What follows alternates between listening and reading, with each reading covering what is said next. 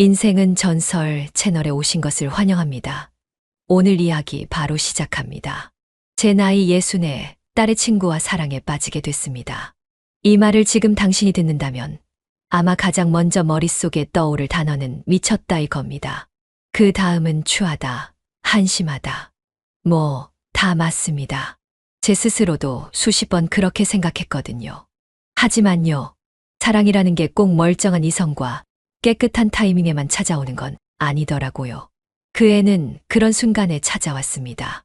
내 모든 것이 정지되어 있던 그 시간에 서울 성북구 종암동 계단 하나가 꺾인 낡은 단독주택. 그 집에 아내 없이 딸 없이 혼자 산 지 186일째 되던 날이었어요. 아침은 늘 커피로 시작했고 점심은 간장계란밥, 저녁은 대충 찌개를 덮이는 식이었습니다. 사람은 혼자 사는 것에 익숙해진다는데 전 그게 거짓말이라는 걸 압니다. 혼자 사는 건 익숙해지는 게 아니라 그냥 포기하는 겁니다. 감정을, 식욕을, 사람을. 그러던 어느 날 딸 민정이 전화해 이렇게 말했습니다. 아빠, 조하영 기억나지? 우리 과 동기. 걔 이번에 서울 본사로 발령 났거든. 근데 집 구하는 게 너무 어렵대. 회사가 성북구인데 다 월세가 90 넘고 벌써 계약 찼대. 그래서 말인데. 말끝을 흐리는 딸의 의도를 모를 리 없었죠. 그리고 전 너무 아무렇지 않게 대답해버렸습니다. 며칠 정도면 괜찮지. 그게 얼마나 위험한 말이었는지 그때는 몰랐습니다. 이틀 뒤 현관벨이 울렸습니다. 문을 열자 아주 밝은 목소리 하나가 말했습니다. 안녕하세요. 조하영이에요. 실례 많겠습니다. 하영은 회색 와이셔츠에 청바지를 입고 있었고 머리를 질끈 묶은 채 큼직한 가방 하나를 들고 서 있었습니다. 지극히 평범한 모습이었는데 이상하게 눈이 떼어지지 않더군요. 아마 그건 내 딸 또래라는 죄책감 섞인 감정 때문이었을 겁니다. 그땐 그렇게 생각했습니다. 방은 위층에 하나 비어 있어요. 오래 머무를 건 아니죠. 네, 며칠만요. 진짜로. 그 말도 거짓이었죠. 우린 둘 다 알면서 그 말을 믿는 척을 했던 겁니다. 그날 밤 그녀는 거실 구석에 가만히 앉아 물을 마셨고 저는 식탁에 혼자 앉아 그녀가 지나갈 때마다 시선을 돌렸습니다. 그리고 아주 어리석은 생각을 했습니다. 이런 애랑 단둘이 오래 살게 되면 안 되겠다. 하지만요, 그 생각을 하는 순간부터였어요. 이미 난 무너지기 시작했더라고요. 아침에 눈을 떴을 때 평소와는 다른 정적이 공간을 흐르고 있었으며 그것은 단순한 기척 이상의 것으로 다가왔습니다. 혼자 사는 집이라면 들리지 않을 소리들, 이를테면 슬리퍼 끄는 미세한 마찰음, 컵이 부딪히는 부엌의 반사된 울림, 가스레인지의 점화음 같은 것들이 새삼스럽게 실감나는 존재로 느껴졌거든요. 이상하게도 그런 감각들이 낯설기는커녕 되려 오랜만에 돌아온 누군가처럼 마음속을 톡하고 두드려주는 느낌이었습니다. 이래서 사람은 혼자 살면 안 되는 건지도 모르겠습니다. 혼자가 익숙한 게 아니라 그런 감각을 무시하는 법에만 익숙해졌던 거니까요. 아저씨, 저 커피 한 잔 마셔도 괜찮죠? 거실에서 들려온 하영의 말에 문득 정신이 돌아왔고 방문을 살짝 열어 나와 보니 그녀는 후드티, 차림으로 머그컵을 들고 부엌에 서 있었습니다. 아직 물기 마르지 않은 머리카락이 어깨를 따라 흘러내리고 있었으며 팔꿈치를 살짝 거둔 모습은 그 자체로 부드러운 활기를 품고 있었지요. 그녀는 아무렇지 않게 웃었고 저 역시 그 웃음에 휘둘리지 않으려는 듯 천천히 말을 꺼냈습니다. 마셔요.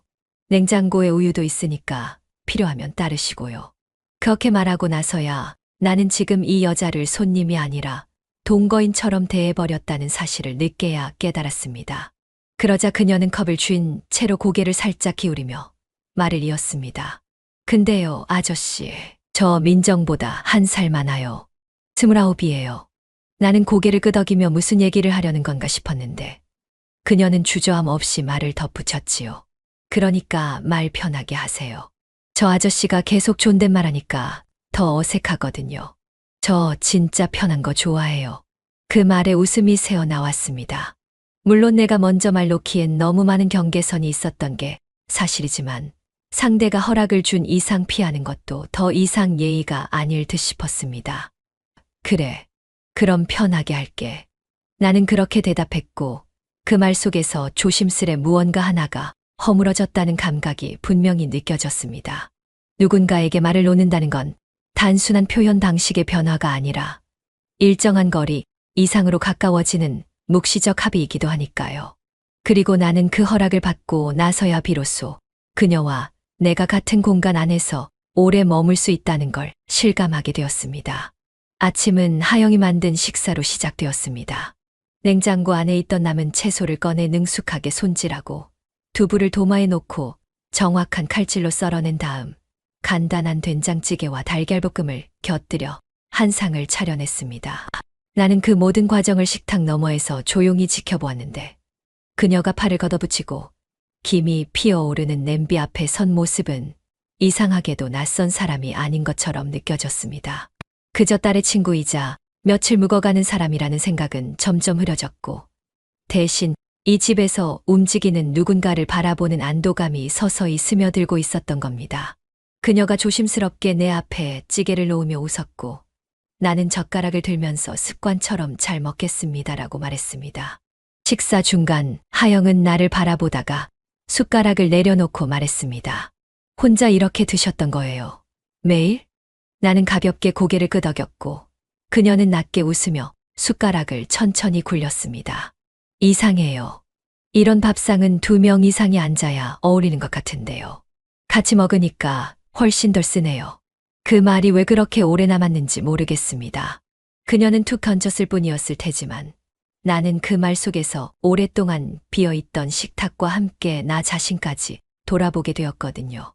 내가 허전했던 건 밥상이 아니라 그 밥상 건너편에 앉아줄 누군가였다는 걸 그제야 인정하게 되었던 겁니다. 설거지를 마치고 물기를 털던 하영은 한 손으로 머리를 넘기며 말했습니다. 진짜요. 여기 있으면 자꾸 오래 있고 싶어져요. 이상하죠. 나는 장난처럼 들리는 그 말 속에 왜인지 모르게 조용한 진심이 섞여 있다는 걸 느꼈습니다. 그건 그저 살기 편한 공간이라는 뜻이 아니었습니다. 하영은 지금 이 집이 아니라 내 곁을 말하고 있었던 건 아닐까요? 나는 웃지도 못하고 그렇다고 대답도 하지 못한 채 조용히 그 말에 여운만을 품고 식탁을 닦았습니다. 그날은 평소보다 부엌이 조용했습니다. 하영은 이른 아침에 외출한다고 말만 남긴 채 먼저 나가버렸고 나는 오랜만에 혼자 밥을 차렸습니다. 계란 2개를 풀어 프라이를 만들고 찬장에 있던 김치를 꺼내 한 접시 담았습니다. 혼자 먹는 밥상은 다시 익숙해질 줄 알았는데 그렇지 않더군요. 김치가 유난히 맵고 계란은 부드러운데도 목으로 잘 넘어가지 않았습니다. 숟가락을 들고 한참을 망설이다가 결국 반 정도 남긴 채 일어났습니다. 참 이상한 거지요. 누군가와 함께 먹는 밥에 익숙해진다는 건 단순히 기분의 문제가 아니었습니다. 그것은 몸이, 위가, 눈이 먼저 반응하는 일이었습니다. 벌써 이렇게 된 겁니다. 오후 1시쯤 하영이 들어섰습니다. 밝은 민트색 니트에 흰 슬랙스를 입고 있었고 손에 작은 쇼핑백을 들고 있었지요. 내 시선이 자연스럽게 거기로 향하자 그녀가 먼저 웃으며 말했습니다. 회사 근처 돌아보다가 괜찮은 식당 하나 찾았어요. 아저씨, 저 오늘 점심 사드릴게요. 나는 무의식적으로 괜찮은 데라고 말했지만 그녀는 이미 신발을 벗고 들어오며 그 말을 무시하듯 대꾸했습니다. 이 정도는 제가 고마워서 그러는 거예요. 아저씨가 아니었으면 아직도 찜질방에서 쭈그려 자고 있었을걸요? 그 말은 농담처럼 가볍게 들렸지만 나는 속으로 이 장면을 어떻게 받아들여야 할지 혼란스러웠습니다. 딸의 친구와 식사를 하러 나가는 것이 고마움에 대한 보답이라는 이유, 하나로 가능한 일인지, 그리고 그 이유가 정말 그 아이의 진심인지. 하지만 하영은 벌써 거울 앞에서 머리를 넘기고 있었고 나는 얼떨결에 셔츠를 걸쳐 입고 그녀를 따라 나서게 되었습니다. 그렇게 간단한 식사 하나가 이렇게 복잡해질 줄은 그때는 몰랐습니다. 식당은 성북구 조용한 골목 안 따뜻한 조명이 켜진 작은 이탈리안 가게였습니다. 직원이 추천해준 크림 파스타와 샐러드를 하나씩 시켰고 하영은 와인을 마실 수 없다고 말하며 대신 탄산수를 주문했습니다. 식탁 위에 놓인 물잔, 그 너머로 그녀의 얼굴이 빛에 반사되듯 부드럽게 비쳤고 나는 그 조명이 어쩐지 너무 따뜻하게 느껴졌습니다. 나는 눈을 피하려 했지만 그녀는 시선을 거두지 않았고 결국 먼저 입을 열었습니다. 근데 진짜로 아저씨는 왜 이렇게 조심하세요? 그 질문이 너무 갑작스러워서 나는 순간 웃음만 새어 나왔습니다. 내가? 뭐가? 그러니까요. 같이 밥 먹는 것도, 말 노는 것도 전부 다 조심조심하잖아요. 저 솔직히 좀 서운할 때 있어요. 그녀의 말투는 장난스럽게 들리기도 했지만 말끝의 떨림은 분명히 무언가를 기대하고 있는 사람의 표정이었습니다. 그 순간 나는 말로 표현할 수 없는 감정을 느꼈죠. 내가 선을 지키고 있는 줄 알았는데 사실은 그 선을 더 넘고 싶어 안달이 난 쪽은 나였던 걸지도 모른다는 생각. 그러자 하영이 덧붙였습니다. 저 진짜 많은 남자 만나봤거든요. 근데 이상하게 아저씨가 제일 좋아요. 이유를 모르겠어서 더 생각나요. 그 말은 너무 부드럽게 떨어져서 그게 농담인지 고백인지 한참을 알 수 없었습니다. 나는 대답 대신 와인도 아닌 탄산수를 마시며 목을 넘겼고 눈앞에 있던 그녀의 손끝이 잔을 돌리는 모습만을 바라보았습니다. 그리고 깨달았습니다. 지금 이 점심은 분명히 식사가 아니라 데이트였다고. 나는 그것을 알고 있었으면서도 외면했던 겁니다. 그저 고맙다는 말 뒤에 숨어서 내 속마음을 들키지 않기 위해 조심스레 웃고 있었던 거죠. 그날 밤 나는 거실 소파에 앉아 물을 마시며 생각했습니다. 하영은 이미 그 선을 지우기 시작했습니다. 나는 아직 그걸 붙잡고 있지만 손끝이 흔들리고 있다는 것도 스스로 알고 있었지요. 문제는 이 선이 언제쯤 완전히 사라지게 될지를 짐작할 수 없다는 거였습니다. 아니, 어쩌면 이미 사라졌는데도 모른 척하고 있는 건 나 자신이었을지도 모르겠습니다. 하영은 마치 오래전부터 이 집에 살아온 사람처럼 움직이기 시작했죠. 그건 어느 날 갑자기 벌어진 변화가 아니라 아주 천천히 그러나 분명하게 진행된 흐름이었지요. 냉장고를 열기 전 나에게 묻던 말이 사라지고 욕실에 걸린 수건의 방향이 그녀 쪽 기준으로 바뀌고 신발장 앞에 놓인 실내화가 어느새 두 켤레가 된 순간부터였을 겁니다. 그것들은 모두 사소한 변화였지만 하나하나가 이 집안에서 조하영이라는 존재가 자리를 잡아가고 있다는 증거였고 나는 그 사실을 알아채면서도 이상하게 불편하지 않았습니다. 오히려 그 반대였어요. 이 집에 누군가의 손길이 닿아 있다는 게 묘하게 안도감을 주었습니다. 아저씨, 이 조명 좀 어두운 것 같아요. 불 좀 더 환하게 해도 되죠. 그래, 내가 편한 대로 해. 나는 대답하면서도 그게 단순히 조명 이야기만은 아니라는 걸 알고 있었습니다. 그녀는 지금 내 일상 전체의 조도를 바꾸고 있는 중이었거든요. 그 변화가 얼마나 빠르게, 얼마나 조용히 스며들고 있는지를 나는 매일 아침마다 느끼고 있었습니다. 주말에는 함께 마트를 다녀왔습니다. 하영이 장바구니를 끌고 나는 묵묵히 옆에서 따라다녔는데 그녀는 하나를 집을 때마다 내 눈치를 받고 나는 그때마다 좋아 보인다는 말로 대답을 대신했습니다. 채소 코너 앞에서 고수를 집으려던 그녀가 내 표정을 보고 멈칫하더니 결국 내려놓으며 말했지요. 아저씨 고수 못 드시죠? 괜히 넣었다가 국물 다 버릴 뻔했네. 나는 고개를 끄덕이며 웃었습니다. 그 순간 깨달았습니다. 이 여자는 지금 내 입맛을 기억하고 있는 거라고요. 그 사실 하나가 다른 어떤 관심보다 깊게 스며드는 기분이었습니다. 누군가가 내 입맛을 안다는 건 단지 음식을 위한 정보가 아니라 살아있는 나를 관찰하고 있다는 뜻이니까요. 그건 아주 조심스럽고 그래서 더 위험한 친밀감이었습니다.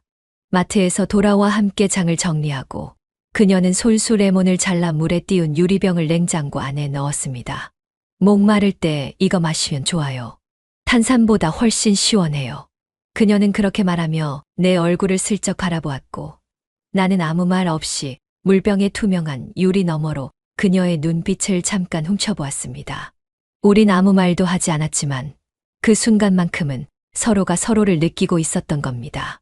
말보다 눈이, 눈보다 기류가 더 많은 것을 말해주는 순간이 있었거든요. 저녁에는 내가 부엌에 섰습니다. 그녀가 고른 콩나물과 오징어로 매콤한 볶음을 만들었고 하영은 뒤에서 그릇을 꺼내 주었습니다. 그녀가 뒤로 다가오며 내 어깨를 스치듯 지나가던 순간 나는 놀랍도록 빠르게 온몸이 반응하는 걸 느꼈습니다. 등 뒤에 채운 스치는 머리카락, 아주 작은 숨결이 온도처럼 목덜미를 타고 올라왔고 나는 평정심을 유지하려 애쓰며 말했습니다. 그릇은 그냥 거기 놔. 내가 덜게 넣어드릴게요. 아저씨 국물 잘 흘리시잖아요. 그 말은 평소라면 장난처럼 들렸을지도 모릅니다. 하지만 그날은 아니었습니다. 그녀의 목소리는 너무 부드러웠고 손끝은 너무 천천히 움직였으며 옆으로 선 그녀의 눈빛은 너무 길게 나를 향해 있었으니까요. 그날 밤 하영은 거실 소파에 앉아 다리를 모으고 책을 읽고 있었습니다. 나는 방 안에서 불을 끄고 누운 채 문틈 사이로 새어나오는 조명과 책장이 넘어가는 미세한 소리를 들으며 눈을 감았습니다. 지금 내 집에는 누군가가 살고 있었습니다. 그리고 나는 점점 그 사람이 이 집에 계속 있었으면 좋겠다는 생각을 하고 있었고요. 그게 비정상이라는 걸 알면서도 이상하게 이상하지 않았습니다. 아저씨, 이거 드셔보세요. 제가 좋아하는 맥주인데요. 오렌지 껍질이 들어간 거라 시원해요. 하영이 건넨 맥주는 병째로도 충분히 매혹적인 향을 품고 있었지만 그보다 더 진하게 다가온 건 그녀의 손끝에서 퍼지던 미온의 기류였습니다. 밤 10시를 넘긴 시간, 거실에 간접등만 켜둔 채 우리는 마주보고 앉아 있었고 그 조명 아래서 하영의 얼굴은 유난히 부드럽고 조용해 보였습니다. 나는 말없이 병을 받아들고 천천히 한 모금 마셨고 입안을 감싸는 미묘한 산미와 단맛이 묘하게 목에 걸렸습니다. 그건 맥주의 맛 때문이 아니라 지금 이 상황 전체가 나를 천천히 휘감아오기 시작했기 때문이었습니다. 소파는 두 명이 앉기엔 좁지도 넓지도 않은 길이었고 그녀는 처음보다 조금 더 가까운 쪽에 앉아 있었습니다. 우리는 한동안 대화 없이 맥주를 마셨습니다.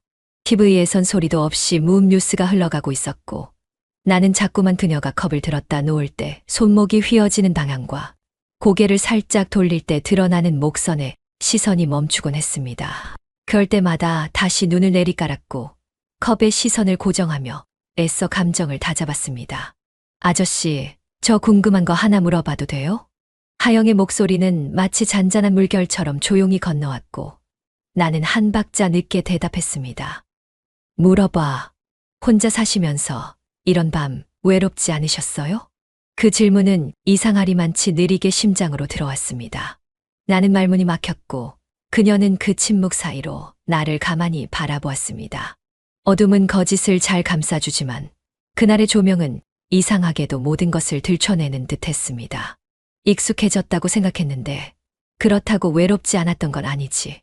나는 그렇게 대답했고 하영은 고개를 살짝 끄덕이더니 몸을 조금 더 이쪽으로 틀었습니다. 그 동작 하나에 소파의 쿠션이 천천히 꺼지며 우리 사이의 공기가 한 겹 더 가까워졌습니다. 그녀는 무릎을 끌어올려 다리를 접고 앉았고 소매를 한번 당겨 손등을 감쌌습니다. 그 모습은 어딘가 아이 같기도 했고 동시에 어른스러웠습니다. 그녀는 다시 고개를 돌려 내게 말했습니다. 근데요, 이상해요. 지금은 안 외로운데 왜 이렇게 마음이 불안할까요? 나는 그 말을 이해하지 못한 듯 되물었습니다. 불안하다는 게 왜? 아저씨가 어느 날 갑자기 저한테 선을 그을까 봐요. 그 말은 전혀 준비되지 않은 공격처럼 들어왔고 나는 맥주잔을 내려놓으며 숨을 고르려 했습니다. 하지만 그녀는 기다리지 않았습니다. 손등으로 소파 팔걸이를 더듬더니 그 위에 자신의 손을 올리고 아주 조심스럽게 내 쪽으로 기울였습니다. 그 손끝이 내 손등에 닿았을 때 나는 전류처럼 짧은 떨림을 느꼈고 숨이 가늘게 흘러나왔습니다. 우리는 한참을 그 상태로 가만히 있었습니다. 그녀가 나를 향해 말을 건넸습니다. 목소리는 작았지만 그 안에는 확신이 있었습니다. 저는요, 아저씨가 무슨 생각하는지 다 알 것 같아요. 나는 고개를 들지 못했습니다. 이 순간을 넘기면 정말 무너질지도 모른다는 직감 때문이었습니다. 하지만 그녀의 손은 물러나지 않았고 오히려 내 손등을 천천히 쓸었습니다. 그 감촉은 너무나 부드러워서 한참 동안 그대로 붙잡고 싶다는 충동이 올라왔습니다. 그러자 그녀가 다시 말을 이었습니다. 이상하죠. 원래는 제가 다가가면 다들 부담스러워했거든요. 근데 아저씨는 제가 다가가면 도망치세요. 나는 그녀를 바라보았습니다. 이제 더는 피할 수 없다는 걸 알았기 때문이었습니다. 그녀의 눈빛은 흔들림 없이 나를 향해 있었고 나는 그 안에서 슬픔도 용기도 어딘가에 섞인 유혹을 동시에 읽을 수 있었습니다. 그 순간 나는 내 손을 천천히 들어 그녀의 손 위에 덮었습니다. 그것은 확실한 어떤 동의도 거절도 아니었습니다. 그저 아주 오랫동안 참아온 감정이 드러낸 작은 몸짓이었습니다. 그리고 두 사람 사이에 정적이 흘렀습니다. 한참 후 하영이 천천히 말을 뱉었습니다. 목소리는 낮았고 거의 속삭임처럼 느껴졌습니다. 아저씨, 지금 이 순간 거짓말만 하지 말아주세요. 나는 아무 말도 하지 않았습니다. 입술이 움직이지 않아 말 대신 눈을 감았습니다. 그리고 그날 밤 하영이 먼저 일어나 방으로 들어갔고 나는 거실 소파에 그대로 앉아 있었습니다. 내 손 위엔 아직도 그녀의 체온이 남아 있었고 방금 전에 있었던 그 숨결은 마치 방 안 가득 퍼진 향기처럼 사라지지 않았습니다. 우리는 선을 넘지 않았습니다. 하지만 그 선은 이제 완전히 사라진 것이나 다름없었습니다. 토요일 오후 기온이 갑자기 뚝 떨어졌습니다. 창밖엔 회색 구름이 낮게 깔려 있었고 그 탓에 집 안 공기까지 눅눅하고 느리게 흘러가고 있었지요. 나는 거실에 앉아 TV를 켜놓았지만 화면이 눈에 들어오지 않았습니다. 오히려 시선은 자꾸만 방 안을 오가던 하영의 그림자를 향해 따라가고 있었어요. 발걸음이 멈춘 뒤엔 그녀가 문 앞 거울 앞에 한참을 서 있더군요. 단정한 회색 니트 원피스를 입고 있었고 뒷지퍼가 반쯤 열린 채로 멈춰 있었습니다. 하영이가 아주 작은 목소리로 말을 건넸습니다. 지퍼가 잘 안 올라가요. 아저씨, 잠깐만 도와주실래요? 그 말은 그저 도움을 청한 것처럼 들렸지만 이상하게도 심장이 짧게 떨리더라고요. 단지 지퍼 하나였을 텐데 나는 자리에서 일어날 때부터 이미 어딘가에서 무너지기 시작한 느낌이었습니다. 하영은 등을 내민 채 조용히 서 있었고 머리카락을 오른쪽으로 넘겨 목덜미를 드러낸 자세로 기다리고 있었어요. 나는 조심스럽게 손을 뻗어 지퍼 고리를 잡았습니다. 지퍼는 생각보다 차가웠고 그녀의 등은 그보다 훨씬 따뜻했지요. 천천히 올리는 동안 손등이 등 라인을 스칠까봐 어깨를 조금 들게 되더라고요. 그런데도 그녀는 미동조차 없었습니다. 그 침착함이 더 긴장을 끌어올리는 느낌이었어요. 목선 가까이에 도달했을 즈음 지퍼는 또박또박 쇳소리를 냈고 나도 모르게 입술이 바짝 말라갔습니다. 그 순간 그녀가 작게 말했어요. 사람이요. 이렇게 가까이 있으면서 아무 생각 없긴 어려운 거죠. 그 말에 손이 잠시 멈췄고 등 전체가 천천히 들썩이는 게 느껴졌습니다. 그녀의 숨결이 리듬을 타고 올라오는데 그 감각이 손바닥에 닿는 것 같았어요. 한 발짝만 물러나면 되는 걸 알면서도 나는 그 자리에 멈춰 서 있게 되더군요. 떨어지려는 생각보다 더 머물고 싶다는 충동이 먼저 들었거든요. 그래, 어렵지. 나는 겨우 그렇게 대답했고 그녀는 아무 말 없이 고개를 조금 기울였어요. 그런데 그 다음 정말 아무런 예고 없이 그녀가 몸을 돌려 나와 마주 섰습니다. 눈동자가 가까웠고 향기는 더 또렷해졌고 심장은 이상할 정도로 조용해졌습니다. 저 요즘 이상한 꿈 자주 꿔요. 무슨 꿈? 아저씨가 저한테 말 걸지도 않고 멀리서 그냥 보기만 하는 꿈이요. 근데 진짜 꿈에서 깨면 그게 더 외롭더라고요.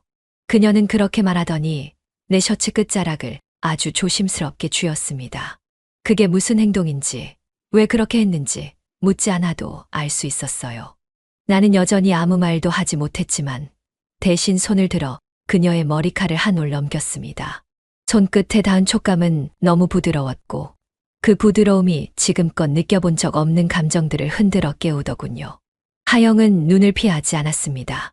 오히려 내 눈 속으로 더 깊이 들어오는 느낌이었어요. 나는 결국 한 발짝 다가섰고 그녀도 한 발짝도 물러서지 않았습니다. 그제야 두 사람 사이의 온도가 닿았고 그건 온기라기보단 심장의 박동 같았어요. 그리고 그 순간 그녀가 먼저 이 말을 내 어깨에 조용히 기댔습니다. 저 너무 기다렸던 것 같아요. 그 말은 조용했고 눈을 감고 있던 나를 완전히 무너뜨렸습니다. 나는 그녀의 허리를 감싸 안았고 그 감각은 상상보다 훨씬 더 생생하게 온몸을 감돌았습니다. 그렇게 한동안 우리는 아무 말 없이 그대로 멈춰 있었어요. 움직이지도 않았고 확인도 없었고 단지 체온만으로 서로의 감정을 가늠하고 있었던 겁니다. 지퍼 하나로 시작된 이 순간은 더는 되돌릴 수 없는 흐름이 되어버렸습니다. 누군가 선을 넘었다기보다는 애초에 선이라는 게 존재하지 않았던 것처럼 느껴졌거든요. 마음이 먼저 갔고 몸이 따라온 거였고 이제는 어디로든 흘러갈 수밖에 없는 시간 속으로 들어서고 있었습니다. 창문을 두드리는 비는 유난히 느리게 떨어졌습니다. 조아영은 베이지색 니트 원피스를 입고 소파에 다리를 모은 채 앉아 있었고 나는 주방 쪽에서 따뜻한 물을 데우며 그녀의 움직임을 훔쳐보고 있었습니다. 집안의 공기는 적막했으며 그 적막이 오히려 어떤 소리보다 더 크고 진하게 들리더라고요. 캔들 하나만 켜둔 거실은 노란 빛으로 부풀어 있었고 그녀의 목선 아래로 드러난 쇄골의 그림자가 자꾸만 시선을 잡아끌었습니다.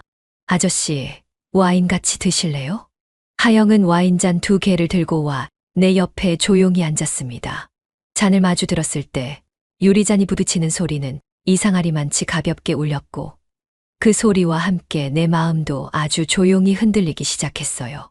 그녀의 무릎이 내 다리에 닿은 순간 나는 컵을 내려놓고 숨을 깊게 들이켜야 했습니다. 요즘 아저씨랑 같이 있는 시간이 이상하게 익숙해졌어요. 누가 보면 말도 안 된다고 하겠지만 저는 지금이 제일 편하거든요. 그녀의 고백은 장난처럼 들리지 않았습니다. 오히려 모든 게 고요하게 정리된 밤에 너무 진심이라 피할 수 없는 말이었어요. 나는 대답하지 않았고 그녀는 와인잔을 내려놓은 뒤 천천히 내 무릎 위에 손을 올렸습니다. 그 감촉은 상상보다 부드러웠고 체온은 두께를 넘는 온기처럼 손끝으로 스며들었지요. 하영은 나를 바라보다 천천히 다리를 움직였고 그 움직임에 원피스의 옷감이 바스락거리며 허벅지를 타고 미끄러졌습니다. 그녀의 무릎이 내 허벅지를 살짝 누르자 나는 아무 말 없이 그녀의 손등을 감싸주었습니다. 그 손을 통해 나는 그녀의 맥박을 느낄 수 있었고 그 맥박은 이상하리만치 나와 닮아 있었어요. 그녀는 몸을 기울이며 내 어깨에 얼굴을 붙였고 귓볼에 숨결을 묻히듯 속삭였습니다. 오늘은 안 피하셔도 돼요. 저 다 알아요. 아저씨가 날 보는 눈빛도 숨 멈추는 순간도 저 다 느꼈거든요. 나는 숨을 참았습니다. 그 말을 부정할 수 없다는 걸 너무 잘 알고 있었거든요. 그녀의 손이 천천히 옷감 아래로 들어왔고 나는 셔츠 위로 전해지는 손끝의 떨림에 온몸이 반응했지요. 그녀는 허리를 감싸 안은 몸을 밀착시키며 등과 등 사이의 열기를 아주 깊게 나눴습니다. 저 원래 이렇게 안 하는데 지금은요. 놓치고 싶지 않아요. 그녀는 내 무릎에 앉아 두 손으로 내 얼굴을 감쌌고 입술을 천천히 갖다 댔습니다. 첫 키스는 떨리고 조용했으며 두 번째는 더 깊고 더 길게 이어졌어요. 손은 목선을 따라 올라갔고 그녀의 등은 내 손바닥 안에서 부드럽게 떨렸습니다.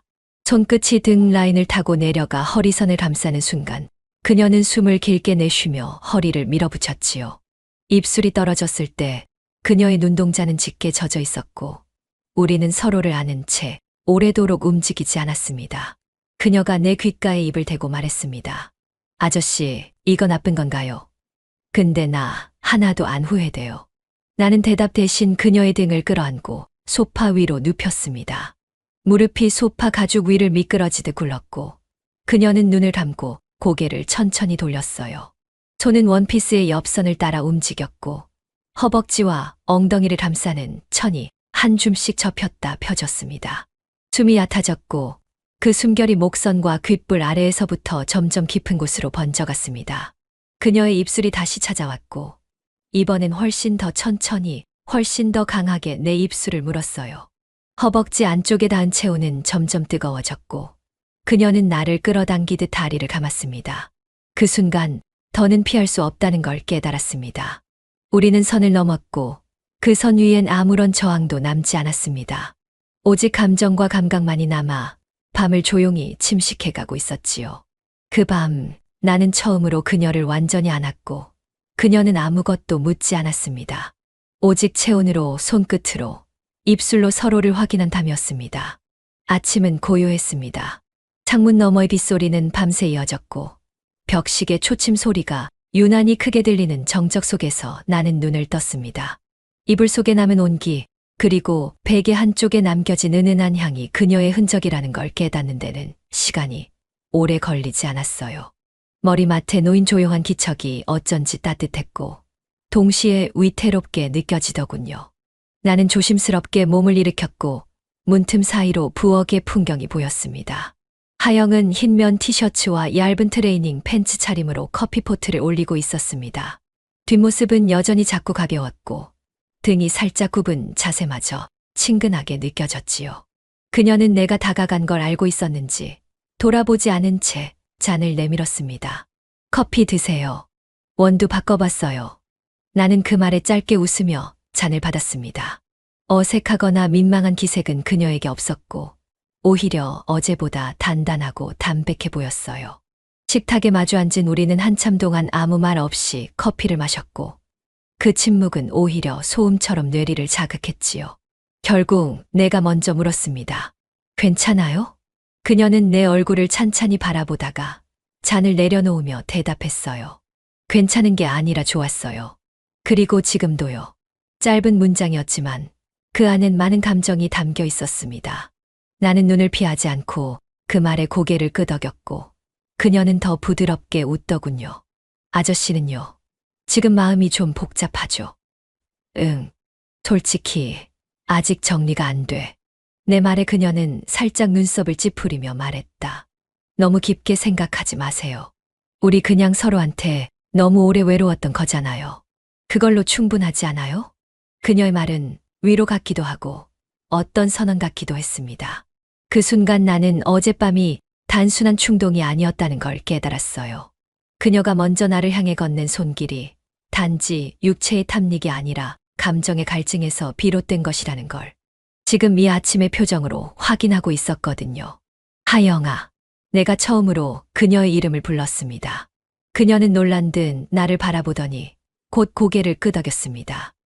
네, 그렇게 불러주세요.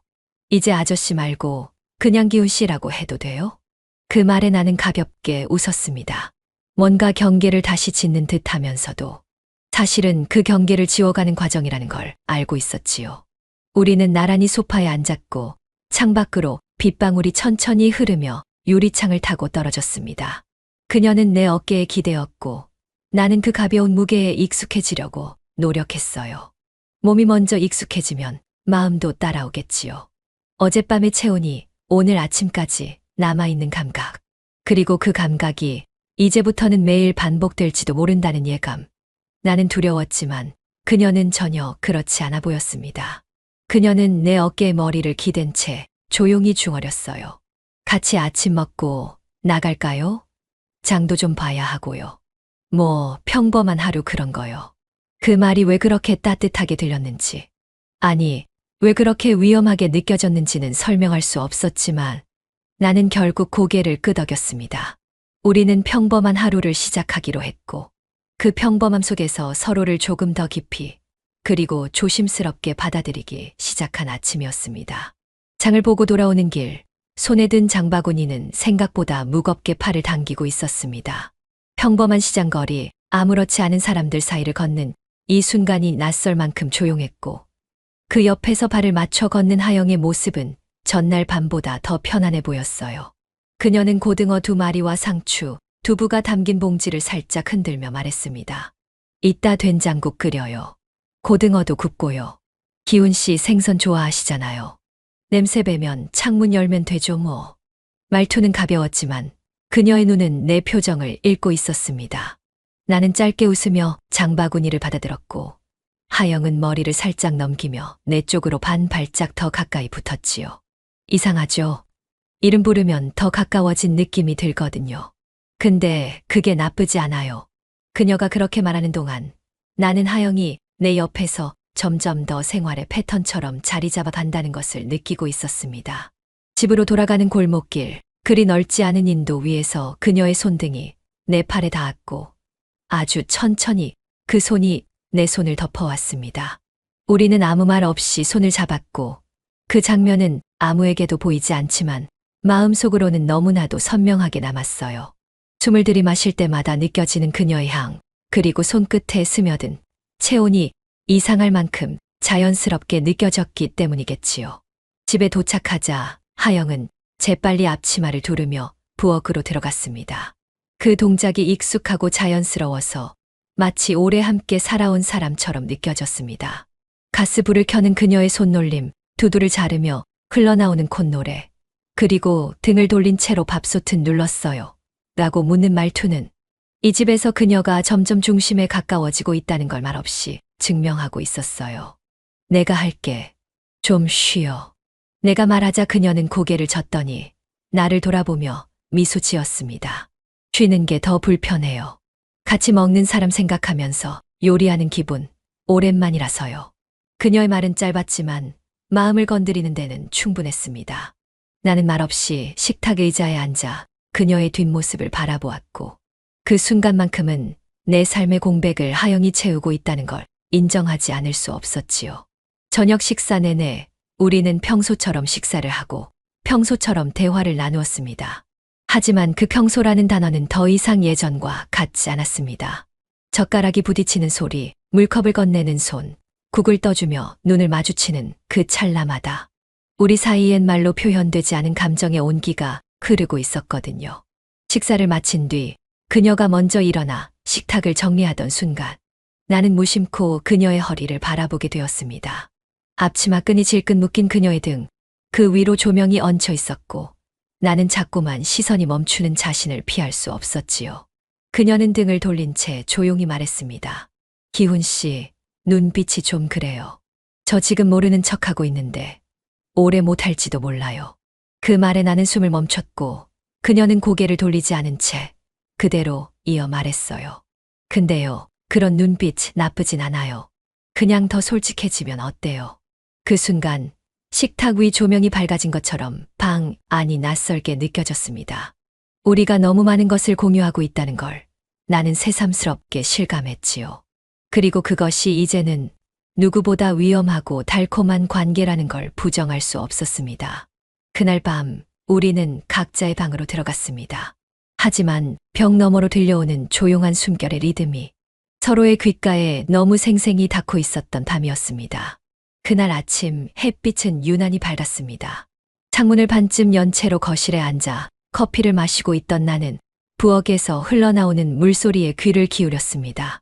조하영은 평소처럼 앞치마를 두르고 설거지를 하고 있었고 물줄기 사이로 그녀의 콧노래가 가끔씩 묻어나왔습니다.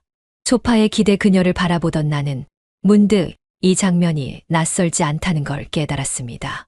딸이 어릴 적 아내와 함께 식탁을 차리던 주말의 모습과 겹쳐 보인 건 한순간이었고 곧바로 스스로를 탓하며 고개를 숙였습니다. 하영은 설거지를 마치고 내 옆에 앉았습니다. 커피잔을 들고는 한 모금 마신 뒤 턱을 내 어깨에 살짝 기대었지요. 그녀의 머리카락이 내 뺨에 닿았고 숨결은 고르게 흘렀습니다. 기훈 씨, 오늘은 밖에서 점심 먹어요. 날씨도 좋은데 그냥 둘이서 걷고 싶어요. 그 말에 나는 잠시 망설였습니다. 밖에서 함께 다니는 일이 괜히 불안하게 느껴졌던 겁니다. 하지만 하영은 눈을 들어 내 표정을 찬찬히 살펴보다가 부드럽게 웃으며 말했어요. 걱정되는 거 알아요. 근데 우리 딱히 잘못하고 있는 건 아니잖아요. 그냥 사랑하고 있는 것뿐이에요. 그녀의 말은 단순했지만 그 안엔 모든 논리를 덮어버릴 수 있는 감정이 담겨 있었지요. 나는 고개를 끄덕였고 그녀는 내 손을 조용히 잡았습니다. 도심에서 조금 벗어난 성북천 산책길. 햇빛은 구름 사이로 흐드러지게 퍼졌고 사람들은 각자의 일상으로 바쁘게 지나가고 있었습니다. 우리 둘은 나란히 걷고 있었고 손을 잡진 않았지만 어깨와 어깨가 닿을 듯 말 듯한 그 거리감 속에서 묘한 설렘이 피어올랐어요. 기훈 씨, 처음 이 집에 왔을 때는 그냥 잠깐 머무는 거라고 생각했는데요. 요즘은 그냥 여기가 제 집 같아요. 나는 그 말을 듣고 잠시 멈춰 섰습니다. 그녀의 눈엔 망설임이 없었고 오히려 단단한 확신이 가득 담겨 있었습니다. 그것이 나를 더 두렵게 만들었지요. 집으로 돌아오자 핸드폰에 부재중 전화가 떠 있었습니다. 윤서, 딸의 이름이었어요. 나는 잠시 숨을 고른 뒤 전화를 걸었고 그녀의 목소리가 들려왔습니다. 아빠, 요즘 어때요? 엄마는 이번 달 말쯤 들어갈 수 있을 것 같대요. 아, 그리고 하영이한텐 잘해주고 있죠. 그 질문이 어쩐지 가슴을 쿡 찌르는 듯 했어요. 나는 애써 담담한 목소리로 대답했습니다. 그래, 잘 지내고 있어. 집도 조용하고 덕분에 편하지. 딸은 웃으며 말했다. 하영이 원래 사람한테 잘해요. 마음 여리고 따뜻하잖아요. 아빠도 금방 좋아지셨을 거라고 생각했어요. 그 말이 너무 정확해서 나는 한동안 말을 잇지 못했습니다. 하영은 뒤에서 내 전화를 조용히 듣고 있었고 눈을 피하지 않은 채 서 있었습니다. 그녀는 나에게 다가와 조용히 말했어요. 괜찮아요. 저 지금 도망치는 거 아니에요. 그냥 기훈 씨 옆에 있고 싶은 거예요. 그게 전부예요. 나는 고개를 끄덕였습니다. 그녀의 말은 짧았지만 어느 말보다 깊이 박혔습니다. 점점 더 익숙해지는 그녀의 존재. 그리고 점점 흐려지는 선이라는 단어의 의미, 우리 사이엔 이제 뒤로 돌아갈 구간이 없다는 걸 알게 되는 하루였습니다. 하영이 차려준 아침 식탁엔 계란말이, 김구이, 무나물까지 정갈하게 놓여 있었죠. 하영이는 앞치마 끈을 조이고 앉아 나를 기다렸고 나는 늘 그렇듯 조용히 자리에 앉았습니다. 그 순간만큼은 우리가 마치 오랜 시간 함께한 부부처럼 느껴졌고 숟가락을 들며 입을 떼기까지 괜히 목 안이 간질거렸습니다. 밥 먹고 나서 이불 빨래 돌릴 거예요. 날도 좋고 마당에 널면 잘 마를 것 같거든요. 그녀의 목소리는 평소처럼 밝았고 그 밝음이 더 깊이 스며들수록 내 마음은 조금씩 눅눅해져 갔습니다. 나는 대답 대신 고개를 끄덕이며 무나물을 입에 넣었고 그 담백한 맛이 유독 오래 씹히는 듯했어요. 하영은 내 표정을 일듯 바라보다가 말없이 내 밥그릇을 더 가까이 밀어주었습니다. 그 작은 동작조차 이상할 만큼 익숙했고 그 익숙함이 바로 위험이라는 걸 나는 알고 있었지요. 설거지를 마친 그녀는 세탁기 앞에서 무릎을 꿇고 이불을 넣기 시작했습니다. 나는 거실 소파에 앉아 있었지만 고개를 돌려 바라보는 시선을 멈출 수 없었습니다. 등을 구부린 채 움직이는 그녀의 허리선, 흘러내리는 머리카락, 팔목에 찬 얇은 고무줄 하나마저 모두 내가 소유한 공간 안에서만 허용되는 특별한 것처럼 보였지요. 그때 전화 한 통이 울렸습니다. 화면에는 정윤서라는 이름이 또렷하게 떠 있었고 나는 무심코 받으려다 멈칫했어요. 하영이 내 옆으로 와 그 화면을 보고는 조용히 말했다. 윤서죠. 받아요. 괜찮아요. 나는 아무 말 없이 통화를 받았고 딸의 반가운 목소리가 귀를 찔렀습니다. 아빠, 엄마 다음 주에 귀국할 수 있을 것 같대요. 비행기 표 알아보는 중이래. 집 정리 좀 해놔요. 하영이랑도 인사 좀 시켜야 하니까요. 그 말이 끝나는 순간 나는 숨을 들이마신 채 말을 잇지 못했습니다. 하영은 내 반응을 읽고 있었고 나는 그녀의 앞에서조차 죄를 지은 사람처럼 눈을 내리깔았지요. 전화를 끊고 난 뒤 그녀는 아무 말 없이 내 손을 잡았습니다. 그 손은 여전히 따뜻했고 마치 내 마음을 대신 품어주겠다는 듯 조용히 감싸고 있었습니다. 기훈 씨, 두렵죠. 저도 그래요. 하지만요, 우린 이미 함께였잖아요. 지금 후회하면 그게 더 아플걸요. 나는 그녀의 말에 고개를 들었습니다. 창밖에는 햇살이 환하게 내리쬐고 있었고 그 빛이 그녀의 눈동자를 투명하게 비추고 있었습니다. 그 순간만큼은 세상이 아무 소리도 하지 않는 것 같았습니다. 하지만 그 고요함이야말로 가장 무서운 침묵이라는 걸 나는 너무 늦게서야 깨달아 가고 있었지요. 비행기 도착까지 일주일도 남지 않았습니다. 부엌의 달력에 동그라미 쳐놓은 날이 점점 가까워지고 있었고 나는 점점 시선을 피하며 그 날짜를 외면하고 있었지요. 마치 숫자 하나가 나를 무너뜨릴 수 있다는 듯 단순한 표식조차 심장을 조여왔습니다. 하영은 그 날짜를 보며 무표정하게 말했습니다. 이제 정말 돌아오시는 거네요. 어색해질 수도 있겠어요. 그녀는 짧게 웃었지만 그 웃음엔 무언가 단단히 눌러놓은 감정이 숨어 있었어요.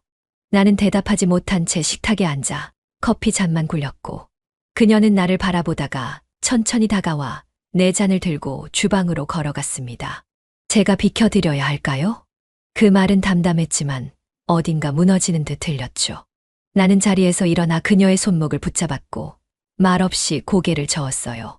그녀의 피부는 여전히 따뜻했고 그 온기에 나는 자꾸만 기댈 수밖에 없었습니다. 그날 오후 딸에게서 문자가 왔습니다. 아빠, 엄마랑 이야기했어요. 이번 귀국하면 당분간 한국에 머물기로 했어요. 집 정리도 좀 도와주고 우리 셋이 오랜만에 밥도 먹자. 나는 핸드폰을 내려놓은 채 깊은 숨을 쉬었습니다. 어디서부터 잘못된 걸까? 어쩌면 그 시작은 너무 조용하고 너무도 자연스러웠기에 지금에 와서야 이토록 거대한 파도로 밀려오는 것일지도 모르겠습니다. 저녁 하영은 아무 말 없이 저녁상을 차렸습니다. 조기구이와 된장찌개, 가지볶음이 놓인 상 위에 그녀가 앉았습니다. 한참 동안 아무도 숟가락을 들지 않았고 그녀가 먼저 입을 열었습니다. 기훈 씨, 괜찮아요. 여기서 멈춰도 저는 후회 안 해요. 하지만 저한테 솔직해지세요. 지금 어디에 있고 싶은지, 누구 옆에 있고 싶은지. 그 말에 나는 더 이상 피할 수 없다는 걸 깨달았습니다. 나는 숟가락을 내려놓고 그녀를 바라보았습니다. 하영아, 너랑 있으면 편안하고 살아있는 기분이야. 근데 나 너무 비겁하지 않니? 그녀는 고개를 저으며 미소 지었습니다.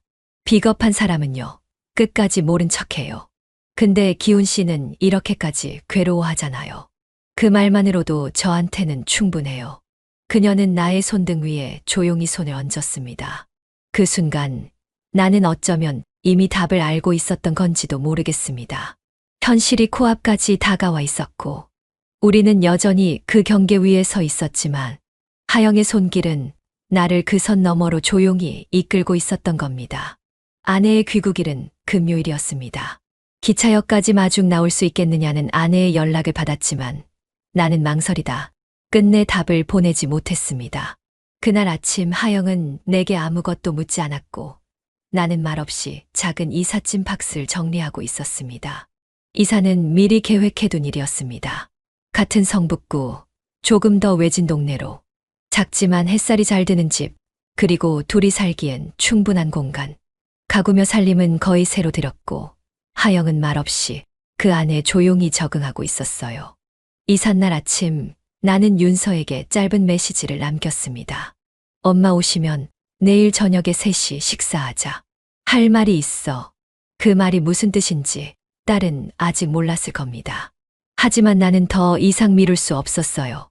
내가 선택한 삶은 이제 숨길 수 있는 관계가 아니었고 이제는 말해야 했습니다. 누구도 대신하지 못할 나만의 결정이었으니까요. 식사 자리는 익숙한 한식당. 딸과 아내는 먼저 와 있었고 내가 들어서자 윤서가 반가운 얼굴로 일어났습니다. 아빠, 엄마도 오랜만이라 그러는데 둘 다 얼굴 좀 펴요.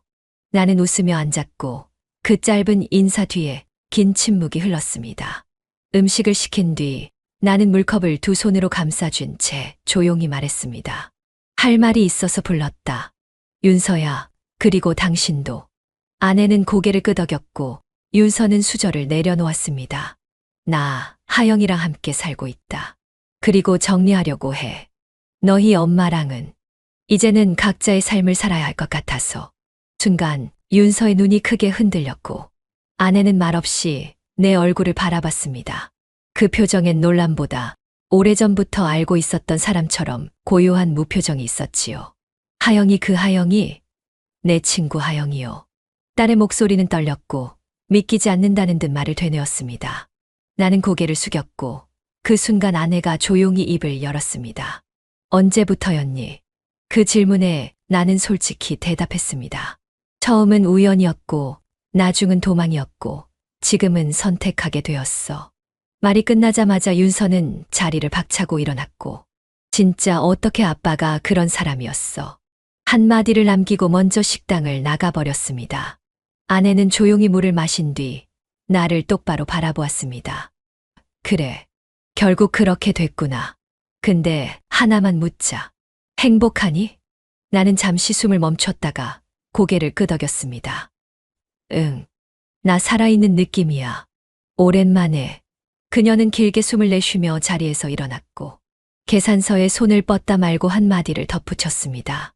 잘 살아. 대신 후회는 하지 마라. 식당을 나서며 나는 핸드폰을 꺼냈습니다. 하영이 기다리고 있겠지. 그녀는 오늘도 새로운 집에서 조용히 커튼을 달고 있을 겁니다. 이제 나는 선택을 했고 모든 것을 지나왔습니다. 돌아갈 길은 없지만 앞으로 걸어갈 길엔 누군가의 손이 함께할 겁니다. 그리고 그 손은 분명히 따뜻할 겁니다. 새 집에 들어온 지 벌써 일주일이 지났습니다. 작은 골목 끝에 자리한 2층 주택 담장은 낮았고 정원엔 이름 모를 풀꽃들이 피어 있었습니다. 하영은 아침이면 늘 창문을 열어 환기를 시켰고 그 틈에 들어오는 햇살은 거실 바닥을 노랗게 물들였지요. 이 공간이 이제는 우리의 것이란 사실이 아직도 실감나지 않는 듯 나는 하루에도 몇 번씩 주변을 둘러보곤 했습니다. 하영은 아침밥을 다 차리고 나면 내 자리에 앉아 조용히 말했습니다. 밥 먹어요. 오늘은 두부전 부쳤어요. 살짝 태웠지만 맛은 괜찮을 거예요. 나는 미소를 지으며 자리에 앉았고 그녀는 반찬 그릇을 정리하며 말없이 나를 살폈습니다. 그 시선이 따뜻했고 동시에 조심스러웠으며 그 조심스러움이 오히려 나를 더 안도하게 만들었어요. 하영아, 내가 조용히 부르자 그녀는 젓가락을 멈추고 고개를 들었습니다. 응, 고맙다. 이렇게까지 나를 받아줘서. 그녀는 한쪽 입꼬리를 올리며 웃었습니다. 받아주는 게 아니라 같이 가고 있는 거예요. 저 혼자였다면 못했을 거예요. 그 말에 나는 다시 젓가락을 들었습니다. 두부전은 바삭했고 간장은 짭짤했으며 그 맛이 이상하게 눈시울을 찌르듯 감정을 자극했어요. 식사를 마친 뒤 하영은 천천히 커튼을 걷었습니다. 햇살이 깊숙이 들이치자 그녀의 실루엣이 선명해졌고 나는 문득 그 뒷모습을 오래 바라보았습니다. 예전 같으면 이 순간조차 눈치를 보며 살았겠지만 지금은 달랐습니다. 우리의 시간은 더 이상 숨을 필요가 없었고 적어도 이 공간 안에서는 진짜 삶을 살고 있다는 확신이 들었으니까요. 그날 오후 우리는 함께 동네 마트를 다녀왔습니다. 하영은 장바구니에 고구마며 두부, 라면 등을 담으며 중얼거렸어요. 오늘은 고구마 조림 해먹고 주말에는 칼국수 어때요? 나 밀가루 반죽할 줄 알아요.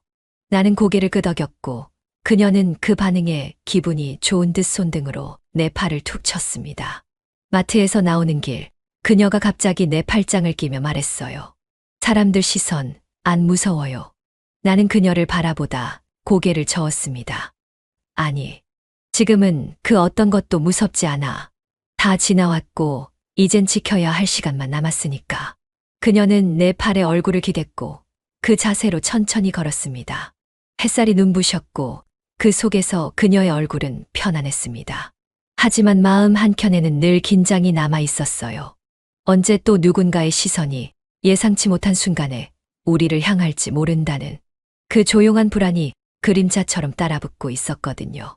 집에 돌아와 현관문을 닫는 순간 나는 다시 한번 안도했습니다. 밖에선 어쩔 수 없지만 이 안에서만큼은 우리가 지켜야 할 평온이 여전히 존재하고 있었으니까요. 그날 밤 하영은 이불 속에서 내 어깨에 팔을 올리고 말했습니다. 기훈 씨, 저 여기서 절대 안 떠날 거예요. 그러니까 무너지지 말아요. 우리 이제 시작이잖아요. 나는 대답 대신 그녀의 손을 꼭 쥐었습니다.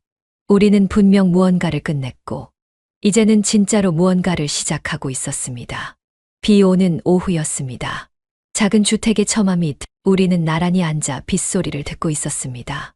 하영은 무릎 위에 커피 잔을 얹고 있었고 나는 담요를 그녀 어깨에 덮어주며 조용히 말했습니다. 이렇게 앉아 있으니까 예전엔 상상도 못했던 것 같아. 그녀는 눈을 가늘게 뜨고 웃었습니다. 맞아요. 나도 내가 이런 삶을 살게 될 줄은 몰랐거든요. 근데 지금은 그 어떤 삶보다 이게 좋아요. 그 말에 나는 커피 잔을 내려놓고 그녀의 손을 감쌌습니다. 그 손끝은 여전히 따뜻했고 손등엔 햇볕에 살짝 그을린 자국이 희미하게 남아 있었어요. 함께한 시간은 짧지 않았고 이제는 사소한 버릇 하나까지도 익숙해진 나날들이었습니다. 그날 저녁 하영은 부엌에서 조용히 요리를 하고 있었습니다. 나는 작은 화분에 물을 주며 창밖을 바라보다가 그녀의 뒷모습을 바라보았습니다. 앞치마 끈을 묶는 손, 냄비 뚜껑을 여는 동작. 그 모든 것이 이제는 우리라는 공간에 너무 자연스럽게 녹아 있었지요. 식사를 마친 후 그녀는 말없이 내 옆에 앉아 TV를 켰습니다. 우리는 나란히 앉아 뉴스를 보았고 중간에 광고가 나오는 순간 그녀가 조용히 고개를 기대었습니다. 기훈 씨, 나 요즘 매일 아침 눈 뜬 듯 기대돼요. 기훈 씨를 위해 밥을 짓고 기다리고 같이 밥 먹는 거, 그게 이렇게 따뜻한 거였네요. 나는 대답 대신 그녀의 머리카락을 쓰다듬었습니다. 감정은 점점 말이 필요 없어지는 순간에 더 깊게 새겨지는 법이지요. 밤이 깊었고 방 안은 고요했습니다. 하영은 침대에 누워 천장을 바라보다가 나직이 말했습니다. 다시 돌아가라고 하면 절대 못 돌아갈 것 같아요. 나는 그녀를 바라보며 대답했습니다. 나도 그래. 이제는 돌아가지 않아도 되는 곳에 도착한 것 같아. 그녀는 눈을 감고 미소 지었습니다. 밖에선 여전히 세상의 시간들이 돌아가고 있었지만 이 방 안에 흐르는 시간은 조금 더 느리고 조금 더 단단했습니다. 이제 우리는 이 삶을 살아갈 겁니다. 누구의 기준도 누구의 허락도 필요 없는 서로가 선택한 하루하루로요. 시청자 여러분, 여기까지 시청해 주셔서 감사합니다. 기훈과 하영의 이야기 어떠셨나요? 이 사랑은 결코 평범하지 않지만 그래서 더 간절했던 건 아닐까요? 다음 이야기에서도 또 만나 뵐게요. 구독과 좋아요 잊지 마세요. 그리고 마무리로 노래 꼭 듣고 가세요. 항상 행복하시길 바랍니다. 아무 말 없이 문을 열고 그대의 향기를 느껴요. 살며시 다가온 계절은 우릴 숨기고 있었죠. 흔한 날들 속에 피어난 작은 떨림 하나 때문에 이름조차 부를 수 없던 사랑이 되어버렸죠. 기훈 씨, 난 몰랐어 이런 감정이 날 살게 할 줄. 당신을 피하던 순간마다 더 깊이 빠져갔던 걸. 하영아, 널 뿜는 이 순간 모든 게 무너져도 괜찮아. 비 오는 날의 조용한지 창문 너머 나란히 앉아.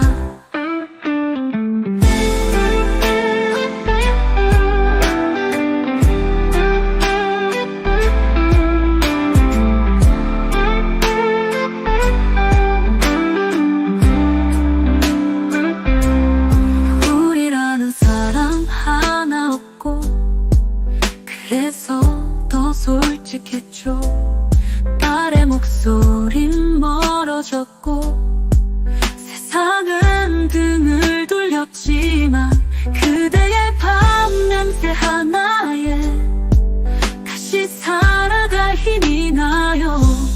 하영아, 네 눈동자 안에 내가 살아있다는 걸 느껴. 잊으려 할수록 더 선명해 그날 저녁에 체온이. 기훈 오빠, 나 이제 말할게. 돌아가지 않을 거야 절대로. 잘못된 걸 알아요. 하지만 사랑은 계산이 아니죠. 우린 멈춘 게 아니라 이제야 숨 쉬는 거예요. 기훈 오빠, 여기 있어줘요. 하영아, 너 하나면 돼. 돌아가지 않아도 되는 곳 우리 함께라면 괜찮아요.